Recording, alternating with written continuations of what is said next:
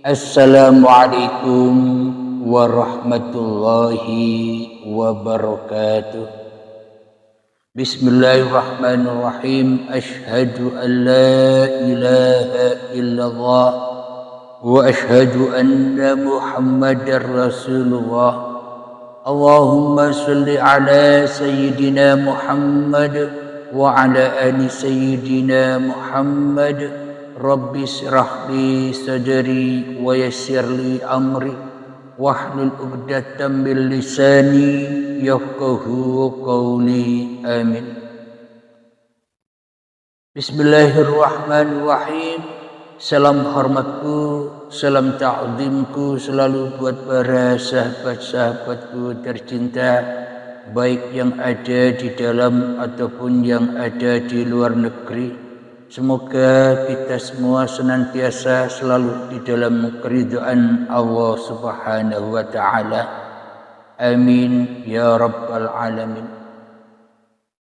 Pagi yang indah ini, marilah kita kaji bersama tentang manusia sesungguhnya alergi akan Tuhannya. Manusia sesungguhnya tak mau bertuhan. Manusia sesungguhnya pura-pura saja mencari Tuhan, akan tetapi hakikat manusia takkan pernah bertuhan bila yang wujud, yang ada, yang hidup masih manusianya. Semuanya hanyalah sebatas konsep-konsep belaka. Mari kita buktikan bersama bahwa sesungguhnya manusia tak bertuhan, melainkan mentuhankan dirinya sendiri. Manusia menyembah dirinya sendiri. Manusia menghaturkan semua apa yang dikerjakan kepada dirinya sendiri. Manusia masih kemelekatan, apa yang dikerjakannya masih diakui sebagai miliknya sendiri. Jadi sebenarnya manusia itu alergi akan Tuhan. Kenapa? Karena manusianya belum rela, belum ridho kembali kepada Tuhan. Kenapa manusia alergi kepada Tuhan? Karena manusianya masih merasa jadi Tuhan atas apapun yang dikerjakannya. Inilah sebuah tanda bukti meskipun manusia itu belajar ke sana, belajar kemari, dari guru yang satu, dari guru yang lain, tapi semuanya hanyalah konsep-konsep belaka, dan semuanya sesungguhnya manusia tidak mau bertemu dengan Tuhannya, alergi kepada Tuhannya, takut kepada Tuhannya. Kenapa demikian? Karena bila manusia sudah menemukan Tuhannya, manusia harus tidak ada. Bila manusia sudah bertemu Tuhannya, manusianya harus tidak wujud. Manusia bila sudah bertemu Tuhannya, manusianya harus tidak hidup. Manusia bila sudah ketemu Tuhannya, manusianya harus tidak berkuasa lagi atas dirinya. Wong manusianya sudah tak ada bila sudah menemukan Tuhan itu sendiri. Maka dari itu, bila Tuhan sudah nyata, maka hancurlah alam semesta ini. Bila Tuhan sudah wujud, maka binasalah alam semesta ini. Maknanya bagaimana? Itulah yang dimaksud kiamat. Kiamat bukan pengertian seperti pengertiannya manusia selama ini yang serba menakutkan. Kiamat bukan pengertian terbenturnya langit dan bumi. Kiamat bukan pengertian hancurnya segala alam semesta ini. bukan itu yang dimaksud kiamat. Kita selama ini menganggap kiamat itu hal yang sangat menakutkan. Kenapa? Karena disitulah manusianya berakhir. Jadi bagaimana mungkin kita bisa berharap-harap ketemu Tuhan, wong diri kita saja tidak rela, tidak ridho bertemu dengan hari akhir.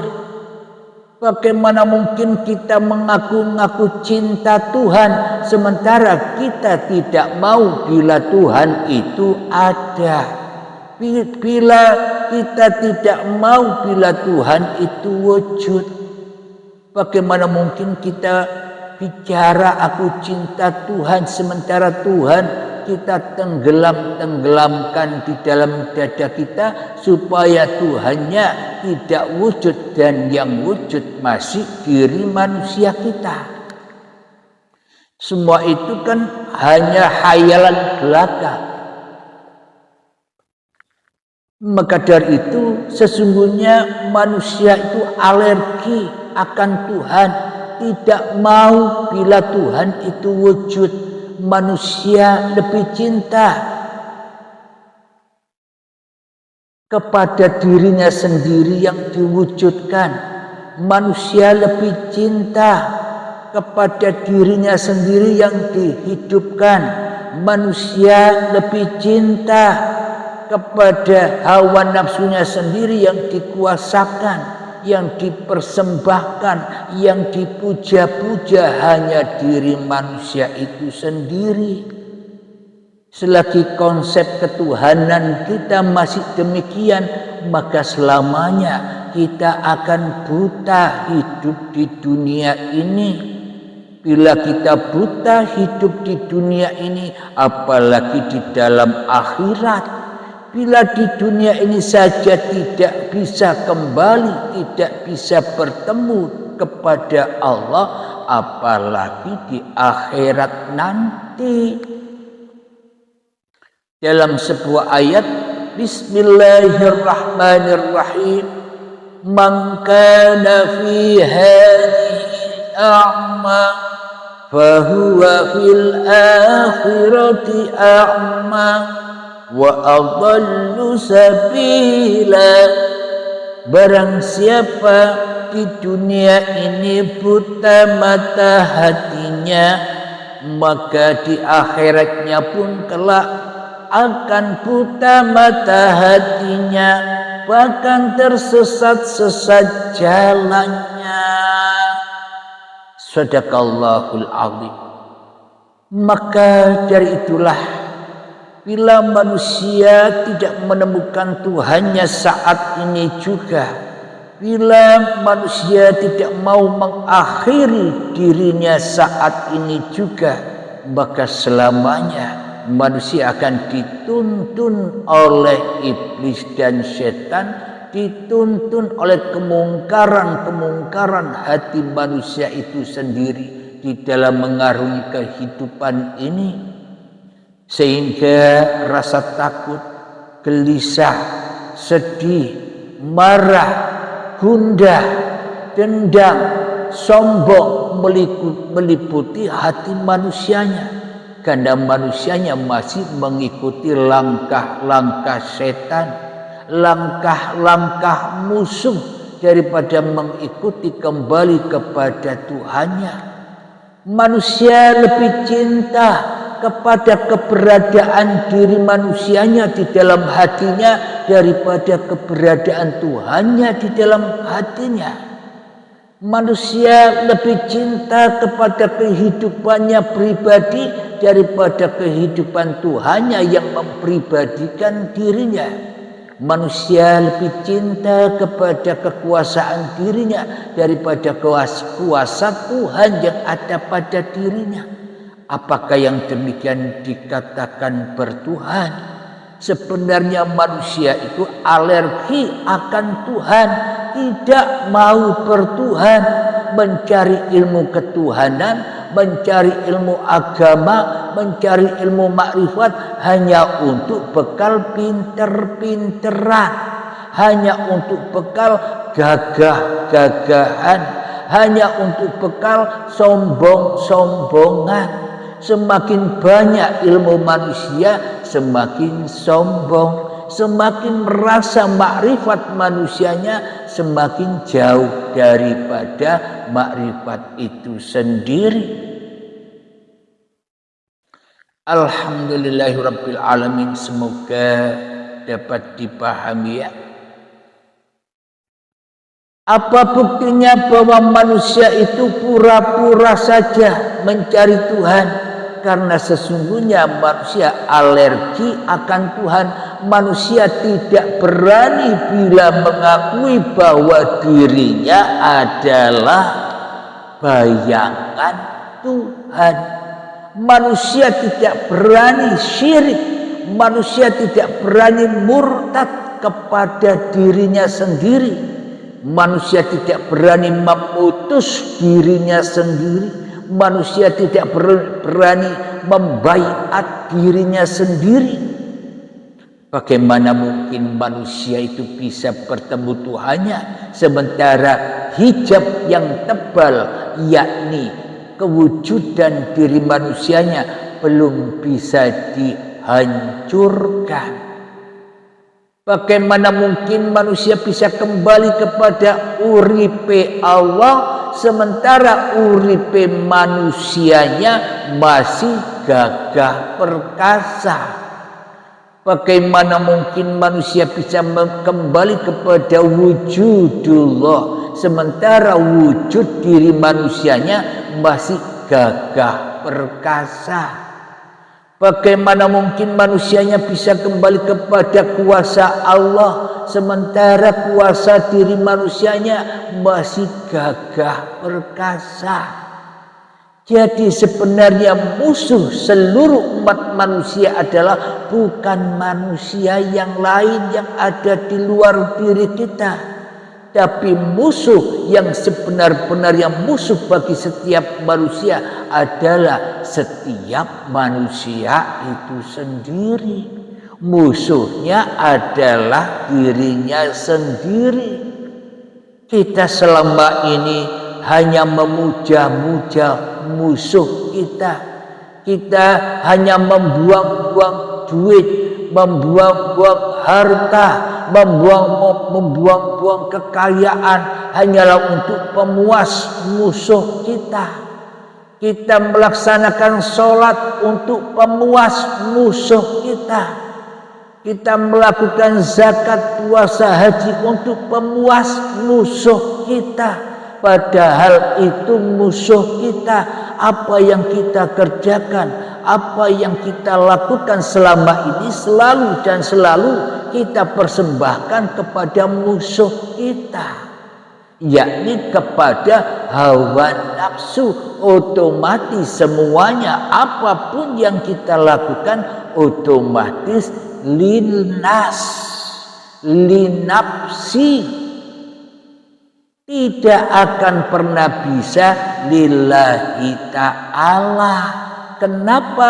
Karena yang jadi Tuhan selama ini masih diri kita sendiri, untuk memuaskan hawa nafsu kita sendiri agar kelihatan gagah bagi orang lain. Karena kita selama ini masih beriman kepada orang lain daripada beriman percaya kepada dirinya sendiri. Kita masih berharap penghormatan, berharap kemuliaan dari orang lain daripada diri kita sendiri. Kita lebih yakin dengan orang yang ada di luar diri kita daripada orang yang ada di dalam diri kita sendiri. Karena itulah kita selama ini tersesat jalannya.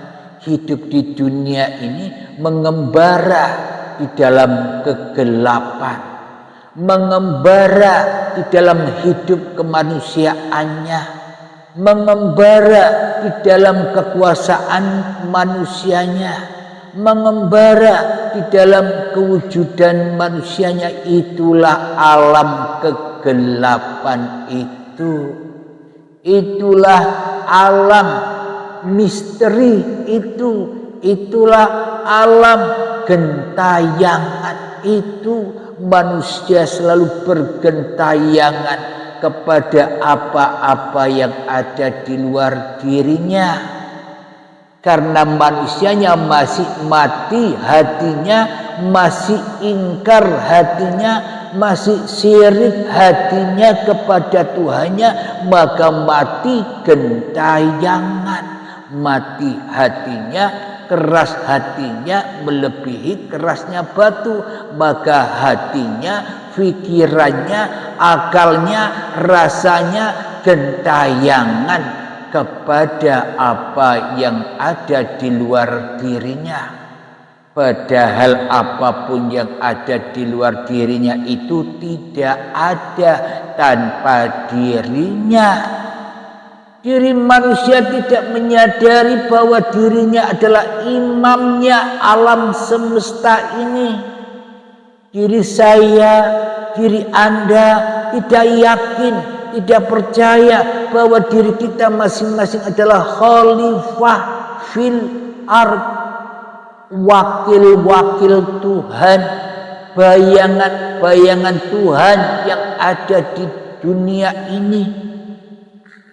Kita lebih yakin dan lebih percaya kepada para nabi-nabi dan para rasul-rasul yang hanya dongeng saja, tidak pernah kita temui, hanya cerita-cerita baik, hanya kata-katanya saja, itu kan dongeng. Kita tidak percaya dan tidak yakin dengan kedatangan kerasulan-kerasulan diri kita sendiri di dunia ini, bahwa diri kita pun adalah rasul-rasul Tuhan yang diutus bergelar di muka bumi ini. Apa buktinya? Anda bisa wujud itu karena diutus Allah. Anda bisa melihat karena diutus Allah. Anda bisa mandi karena dimandikan Allah. Anda bisa ngopi dan ngerokok karena ngopi dan ngerokokkan Allah. Anda bisa sholat karena Anda disolatkan Allah. Anda bisa ngaji Al-Quran karena yang mengaji sesungguhnya bukan Anda tapi Allah. Anda bisa bekerja, sebenarnya yang bekerja itu bukan Anda tapi Allah. Ketika Anda naik kendaraan, sesungguhnya yang naik kendaraan itu bukan Anda tapi hidup yang menghidupi badan Anda itu loh yang beraktivitas. Maka dari itu Zatullah wa sifatullah asma'ullah af'alullah. Zatullah sifatullah asma'ullah af'alullah. Maka semua itu nyata di dalam kewujudan Allah bila yang wujud hanya Allah. Maka kewujudan Allah hanya kata-katanya saja, maka wujudullah hanya cerita saja bila yang wujud masih diri manusia di dalam dadanya. Karena manusia alergi akan Tuhannya, manusia lebih cinta murtad kepada Allah daripada manusia murtad kepada diri manusianya. Jadi kita semua ini selama ini sudah murtad, tapi kita tidak menyadari kemurtadan kita sendiri. Sebenarnya yang kita imani selama ini bukan Tuhan, tapi apa yang dibuat oleh Tuhan yang kita imani, yakni diri kita sendiri yang kita imani. Kita lebih percaya kepada kewujudan diri kita sendiri daripada kewujudan Tuhan yang mewujudkan kita selama ini. Jadi konsep manusia kita selama ini telah menjerumuskan telah menyesatkan, telah menggelapkan diri kita sendiri dari Tuhan. Sampai kapan? Abadan abada, selama-lamanya, hingga waktu yang ditentukan. Kapan itu? Saat datang detik-detik syakaratul maut. Alhamdulillahirabbil alamin. Semoga kita bisa menyadari bahwa kita selama ini sebenarnya alergi kepada Tuhan, sok-sokan mencari Tuhan, sok-sokan mengerti ilmunya Tuhan.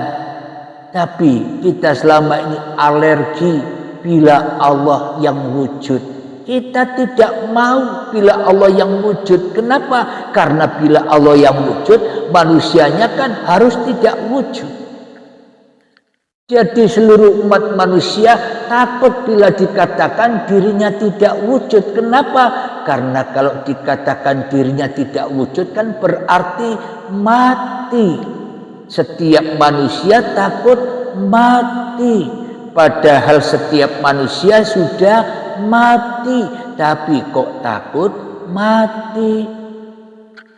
Kullu nafsin dha'iqatul maut.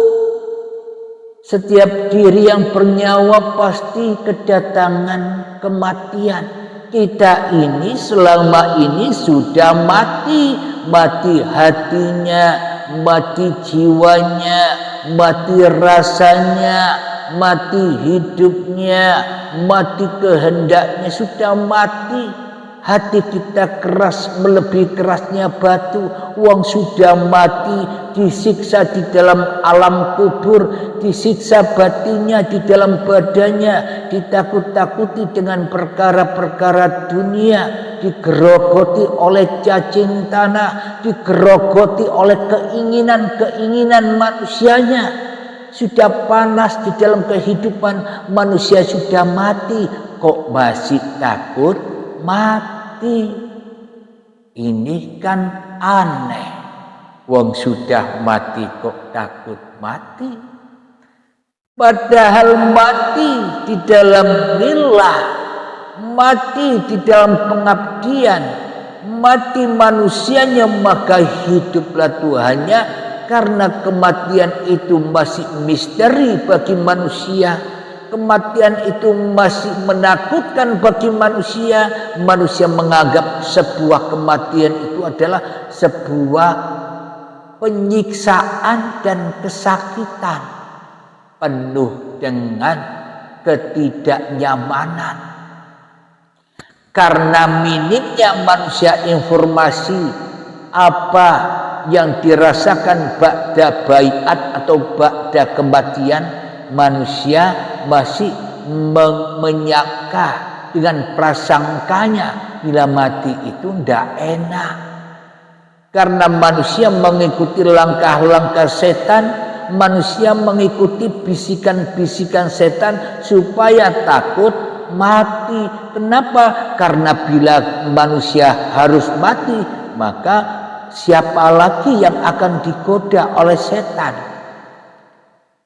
Maka dari itu setan membisikkan pada tiap-tiap manusia untuk takut kepada sebuah kematian. Kenapa? Karena bila manusia takut kepada kematian, tentunya setan masih berkuasa atas manusia.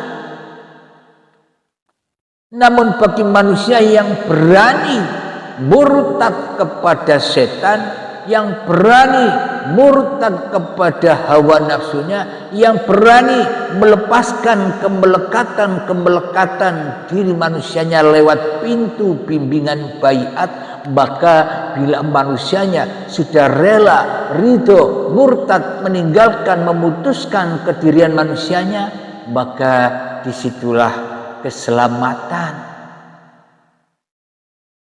Ketika manusianya berpasrah diri kepada Tuhannya, ya disitulah kematian yang mana mati dengan husnul khotimah.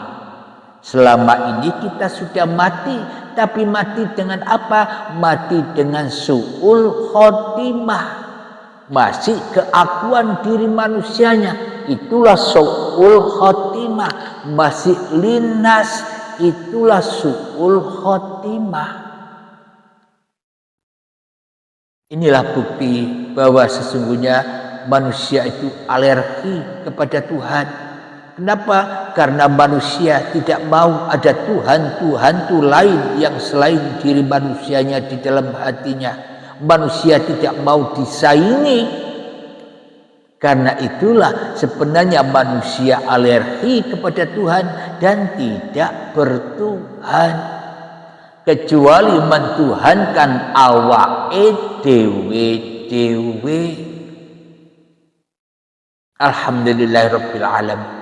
Semoga kita bisa memahami dengan penuh hikmah apa yang sudah dipaparkan ini, dan semoga Anda dimudahkan untuk memahaminya. Dan sementara ini kita cukupkan sampai di sini dahulu. Semoga saya dan kita semua selalu di dalam lindungan Allah Subhanahu wa taala. Amin ya rabbal alamin. Dan akhirul kalam, assalamualaikum warahmatullahi wabarakatuh.